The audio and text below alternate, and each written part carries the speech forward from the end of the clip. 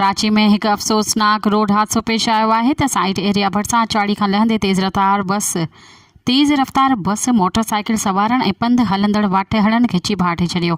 हादसे में 2 ॼणा फोत ऐं 5 औरतूं समेत 13 ॼणा सख़्त ज़ख़्मी थी पिया आहिनि। सूमर जी सुबुह साइट ए थाणे जे इलाक़े ख़ैबर चौक खां बावानी चालीह ताईं ॾांहुं वेंदड़ तेज़ रफ़्तार बस केतिरनि ई मोटरसाइकिल सवारन ऐं पंधु हलंदड़ वाटे हड़न खे चिभाटे छॾियो, जंहिंजे नतीजे में 2 ॼणा थॾे ते फौत थी विया, जड़त औरतुनि समेत केतिरा ई माण्हू सख़्त ज़ख़्मी थी पिया।